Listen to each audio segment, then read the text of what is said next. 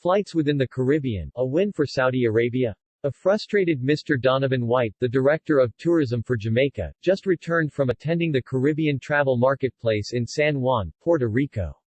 He tweeted, "A big part of why trade and doing business in the Caribbean is so hard is the complete lack of air connectivity between islands.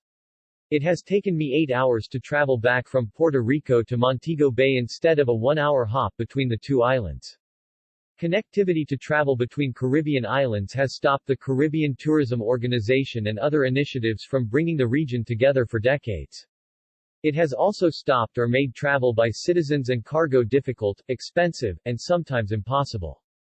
Delegates from Barbados and many other islands that attended the recently concluded CTO-IATA conference in the Cayman Islands had to obtain an expensive and sometimes difficult to obtain U.S. visa, fly to Miami first, and spend a night before catching a flight home.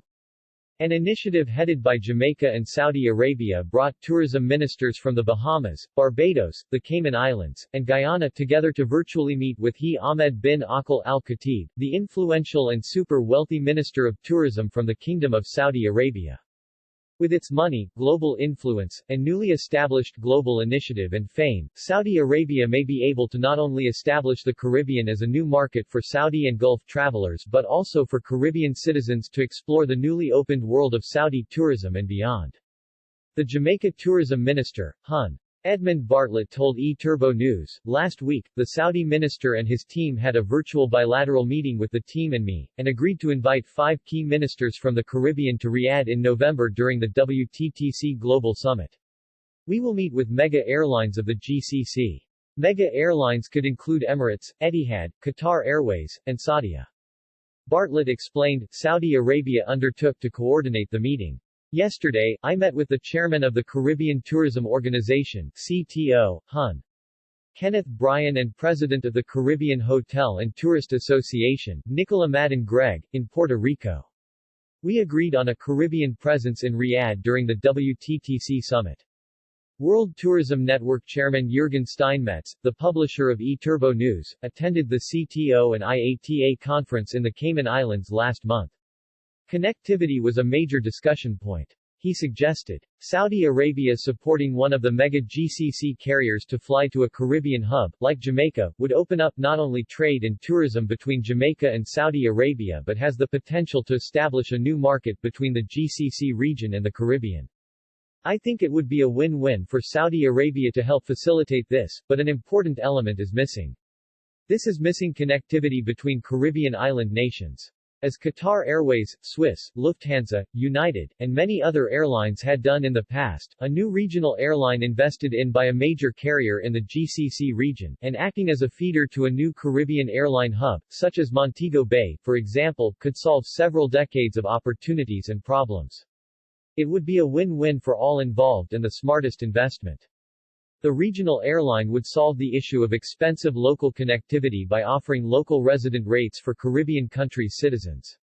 The airline can generate revenue from local traffic and, more importantly, by connecting long-haul flights. It could extend the network of the long-haul carrier by offering connecting traffic across the Caribbean. At the same time, it could establish cost-effective travel for local citizens, because it won't rely on this local revenue. In addition, this airline could sell higher-priced tickets to visitors from other regions or establish agreements with carriers from North America and Europe. World Tourism Network proposed in short. Investing for a GCC airline into a joint venture with a new or current local carrier, the supporting airline would provide affordable inter-Caribbean travel for local citizens. Establish new demand for tourism and corporate markets GCC, India, Africa for the Caribbean. Create new tourism and corporate markets from the Caribbean for Saudi Arabia and the GCC region. Help the standing of Saudi Arabia as a global tourism leader. Edmund Bartlett commented on Steinmetz's thoughts. Your thoughts on the elements of the contents of the discussions are well received indeed. Gloria Guevara, the advisor to Saudi Arabia's Minister of Tourism, said, excellent, but we need to be careful about positioning and creating expectations.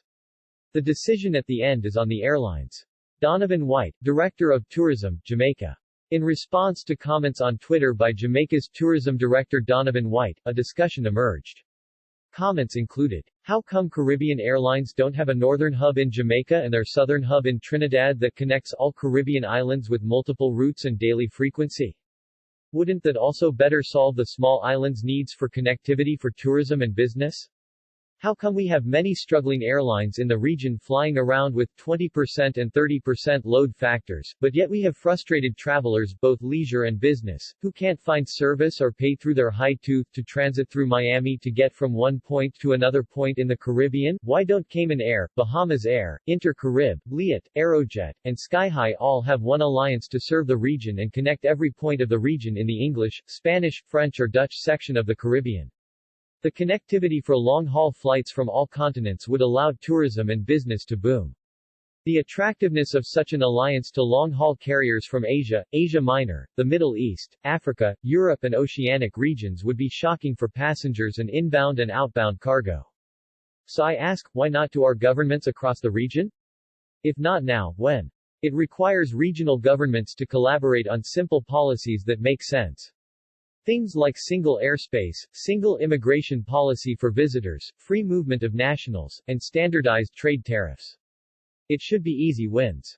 The Caribbean government's support for airlines is what the Eastern Caribbean governments tried to do. It became a colossal failure because they didn't have any standards. They did it out of a poor business model with no standards. They didn't train and pay staff properly. So the service was awful. The airline was always late and never made money for such a small region because the operators didn't care. They were going to be funded by public coffers anyways. They depended on government support and restrictions on where you could fly, because only certain governments supported the initiative. Comments by a known source added, "We should be part of one Eastern Caribbean, so it's that kind of insularity and self-promotion, self-actualization, behavior that has been poisoning this industry in the region for so many years." The people of the Caribbean should speak to their governments to fix the problem because they are the ones who are feeling the pain. Many people just don't understand the issues. They think it's something else. The timing has never been better for the Caribbean to flourish through travel for business and leisure by nationals and non-nationals.